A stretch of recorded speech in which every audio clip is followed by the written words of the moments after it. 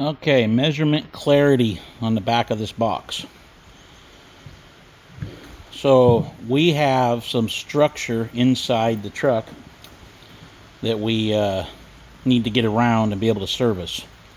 So unfortunately, the box interfered back here on the rear, interfered slightly. So the dark lines are the perimeter inside our structure. This side over here, it says right there to leave this. So this is a 2.5 inch wide gap, roughly. 2.5 inch wide. So this is going to stay because we got a valve in the way right here. So your inside line for the rear wall comes in 2.5 inches. That's where your rear wall can be cut. This up here is a slope that we're going to put in the top corner of that box. So we need to leave this, cut the slope. You're going to be 18.25 inches from there to the front line, and you go this here 12 inches from the bottom's here 12 inches to there.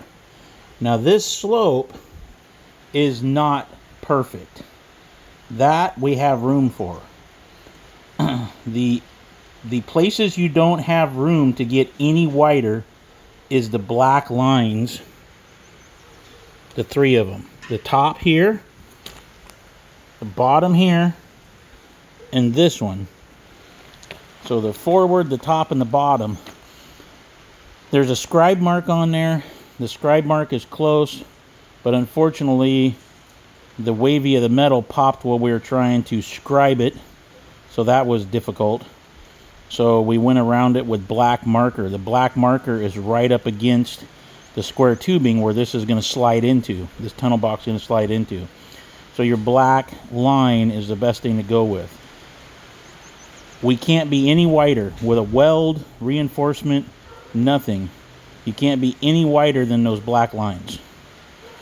This one is not such a big deal.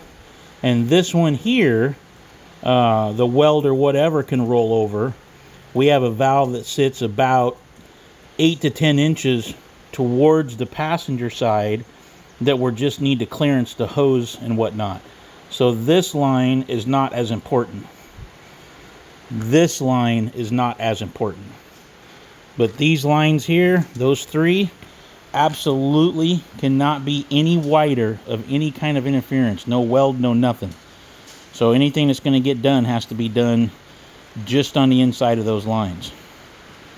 So the outside of this box on the bottom here is sitting on a piece of flat angle iron.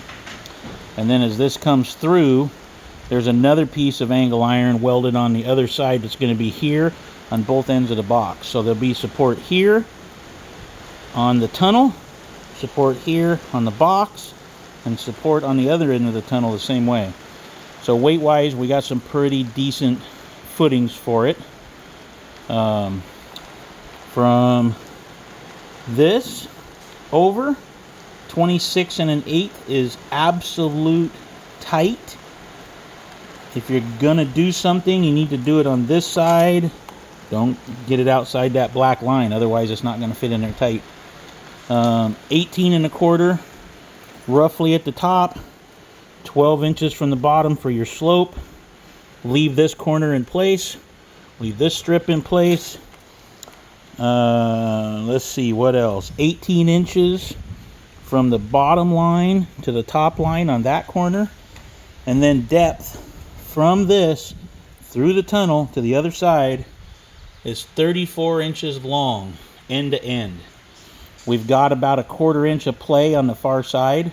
It actually measures tight, extremely tight, to 34.25. So we got a little bit of play on the other side. But the biggest thing is that black hole there, them black lines, that's tight, super tight. So there it is. Take it back down to Greg so he can get it shipped back to you. And I guess we'll go from there. Any questions, give me a call. Thanks.